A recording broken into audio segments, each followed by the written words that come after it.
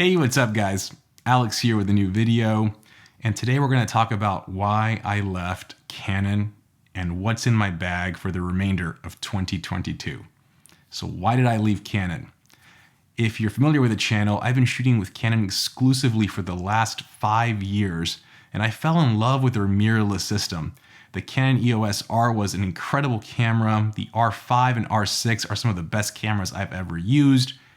And I've gone on record to say that the RF 51.2 is the best lens of all time and my favorite lens of all time. And I stand by that. Incredible lens. So why am I leaving Canon? And if you've seen my previous videos and you've seen the news, I just can't get behind Canon's latest approach in blocking third-party manufacturers producing lenses for their system. Canon has been very slow to pump out lenses for their RF lineup and just recently released a crop sensor camera, which really caught me by surprise because they haven't been able to fill in all the gaps with their full frame setup. So why release a crop sensor camera where you're probably not going to release any lenses for it anytime soon? And also in my mind, that's only going to delay the lenses I want even more because now Canon's kind of focused on multiple strategies. And here is usually where third-party manufacturers can jump in and help and produce lenses as Canon kind of creates their own, but Canon isn't allowing that. Secondly, you're really kind of stuck between buying premium lenses or buying Canon's budget options, which aren't necessarily really budget options. They're more in the mid-tier, but perform like budget options. So you either go extreme here with high quality and just incredible glass, or you pay kind of middle of the tier with low quality performance. And again, that's just not a good trade-off. So after seeing all this, I decided I just can no longer support Canon and their business strategies. They have all the right in the world to do what they're doing. That's cool, it's on them, but that doesn't mean I have to support them with my money. So with that being said, I sold off all my Canon gear and I made the switch. If you follow me on Instagram, you probably already know where I'm gonna go with this, but if you don't, I'll show you my new kit here in a second. Before that, I will say this. All the gear I'm going to show you, I purchased with my own money except for 2 items. One of them is the camera bag that was provided by Brevite, and we'll talk more in a second. I have really been enjoying using this bag. And the second is the lens I'm filming this video with right now. So what am I filming with? I can't show you that obviously because I'm filming myself with it and I'm going to be filming my bag, so I'll just tell you that right now. I'm filming this with the Sony FX3 and the Viltrox 35mm f1.8. Now I did a review on that lens a few months ago. That lens was provided to me by Viltrox and I did not purchase that lens with my own money. I have enjoyed using this lens a lot for YouTube videos. As a matter of fact, most of my YouTube videos in the last 4 months have been shot with this lens, so it tells you a little bit about its quality and how I feel about it. But I just recently added the FX3 to my lineup and still kind of getting the hang and learning how to use it.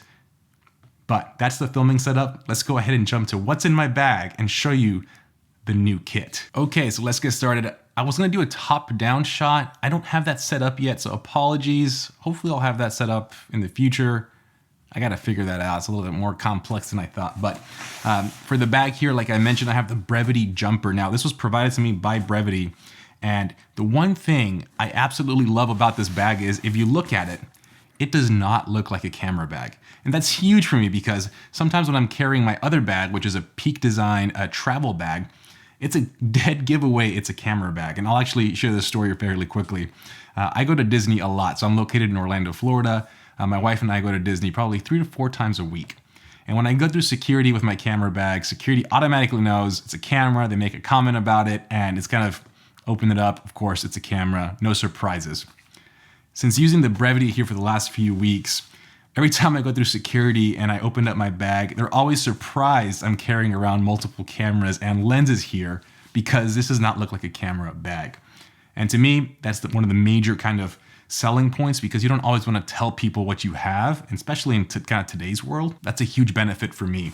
The second one is it doesn't look like a camera bag, but it does have camera bag kind of functionality. And the main one is here in this side pocket. So here on this side, you can open this up for quick access to your camera body. And that's really, really cool because I like kind of swinging my bag to the side, opening it up, grabbing my camera body, and I am ready to shoot.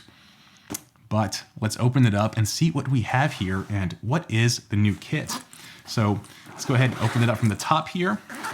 and we'll slowly start kind of revealing what I have. And again, you've seen it in the channel before, but my new main body is gonna be the Sony a7 IV. This camera, I've used it now for the last, I wanna say 5-6 months. Taken it to Europe, I've done several shoots with it. I've shot over 25,000 photos with this camera. Blown away by the quality, the versatility, the battery life. My biggest complaint about this camera is the freaking screen in the back. It is absolutely terrible, I hate it. But that's the only complaint I have. Other than that, really happy with the performance and image quality I'm getting. And also, before I kind of continue pulling out all the goodies here, it's pretty impressive if I were to show you. You can see how I'm able to fit in all this gear right here in this Brevite bag. And it's a very small, compact form factor with even more space. So let's go ahead and show you some of the lenses. So we'll put the camera here in the front. This lens, I honestly did not expect to fall in love with as much as I did, but I mean, I fell in love with it. It's the 28-70 2.8 by Sigma. This lens is incredibly small, compact, versatile, and the quality. So I think this lens retails for $800. The quality you're getting from this little lens is just incredible. Like, I fell in love with it because I wasn't expecting to get that kind of quality in this form factor. And if you're traveling, like, I honestly feel that this camera, the 28-70 2.8, for my style of kind of capturing moments, this is all I need. And this is just an incredible kit. With the high ISO performance of these new cameras, 2.8 is plenty. And I mean, this is just tiny. And again, it doesn't weigh anything. So when I had this in Europe, it was like the ultimate light kit in my backpack, didn't feel it. And when you're traveling and you're carrying a camera all day, weight matters. So this lens became a must-have for me, and I have it here. So 28-70 Sigma 2.8. I have not used the Tamron, but I also hear it's another great lens. Now, for this other lens, this lens I originally purchased for the Leica SL, and again, really just fell in love with it. So here is the Sigma 35mm f1.4 DGDN. This is their newest design for mirrorless cameras. And I mean, 35 1.4, this lens is crispy, it's sharp, it's fast. I have zero complaints about this lens. I have used the Sony G Master, and I will say the G Master is lighter, it is a little bit smaller, but as far as quality goes, I could not justify paying double or almost double for the G Master when they were almost identical, and this was significantly cheaper. For the most part, this lens is glued to my camera. I really enjoyed shooting 35mm, and this is quickly becoming my go-to lens for everything. And for my third lens, I'm usually not a telephoto shooter, and I'm not even sure this is probably considered a short telephoto, but I also have the Sigma 85mm f1.4 DGDN for the Sony mirrorless mount. I guess let me remove the hood here because this is important. So this is an 85 1.4, and the quality of this lens is absolutely incredible. It reminded me a lot of the RF 85 1.2, but that lens is twice the size of this lens. So when I saw the form factor of this lens and I got to use it and check out its quality, again, it was a no-brainer for me because the quality you're getting at this form factor, it's like a must-have. And for the first time, I'm trying something new. I've always been a 50 shooter. And for this kind of kit, I decided to go more of a 35-85. And we're gonna switch it up a little bit. So I wanna kind of get my creative juices going. Usually I just lean in heavily on my 50mm. I know that lens like the back of my hand, but I wanted to start challenging myself creatively and try something new. The 35-85 combo has been different, gotta get used to it, but have produced incredible results. And on my next YouTube video, I'll be showing you the first session I did with both these lenses in Laguna Beach. It was just incredible. But I'll show you that session in the next video. So let me go ahead and kind of put all this in front and show you what else I have in this bag. So that wraps up kind of my main camera compartment here on the Brevite. I do always carry with me a few accessories that I will show you as well here in the front compartment. So the first one, I always carry a Peak Design cuff, I believe it's called. So just attaches to the camera so I can have it on my wrist. A little extra security. I don't want to drop my camera or lens. I never have, but this makes me feel a little bit better about hand holding it. I don't like carrying camera straps anymore, so this kind of does it for me. The second thing, now it's kind of just different accessories. I have the GoPro Hero 11. I always like carrying a GoPro, so I've been doing a lot more behind the scenes where I attach the GoPro on top of the camera. You haven't seen it yet. I have about 3 behind the scenes videos shot already. I gotta kind of edit and put together so I can start showing you a little bit more on how I use my gear. And the GoPro Hero 11 with its new kind of 4x3 format is really, really cool because you're able to capture so much more in the top and bottom.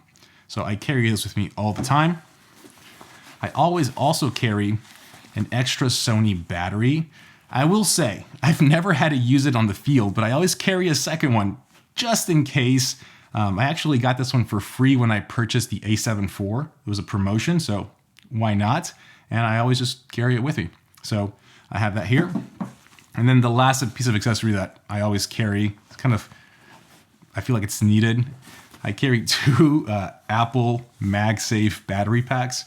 So this is not camera related, but obviously if your phone dies or you need more juice, these are great. I carry 2, one for my wife because she doesn't charge her freaking phone, and one for me just in case.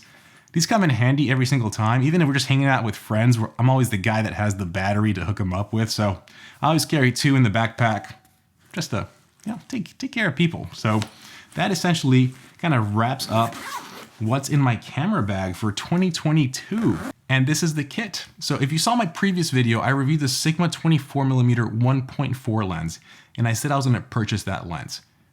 I'm still gonna do that. So let's talk a little bit about kind of future plans, what I'm thinking and what's going on. So currently, I do have a few more lenses I'm not showing you that I'm actually working on reviews for. One of them happens to be the Viltrox 24mm f1.8 lens. I'll have my review on that here in the next few weeks. But once I'm done with that, I'm gonna purchase my own dedicated 24mm. And what I wanna do is I kind of wanna alternate between 2 setups. So I mentioned before, I have the 35 and 85 here. And what I'm thinking about adding as well is the 24 1.4 Sigma DGDN and also the Sony 50 1.2 G Master. And what I'm thinking is, some days I'll just go out and shoot with the 35-85. Other sessions I'll shoot with the 24-50 and kind of just have both available to me to see whatever I'm feeling. And I'm a huge fan of primes. I think the only zoom I'm gonna maintain in this system and keep is this 28-70. I might purchase the 16-28 Sigma as well for video, so I can have some versatility and maybe use that exclusively for video. That's still kind of in the maybe we'll see, but for now, for sure, I'll be adding a 24 1.4 to the kit and the 50 1.2 in the near future. And that wraps up my kit. So what do you guys think? Let me know in the comments down below. And I will say this, to everybody who's followed this channel because I was shooting Canon and reviewing Canon, I still plan on pumping out reviews on Canon gear. So this is my main kit for me moving forward. That does not mean I will not be doing reviews on Canon.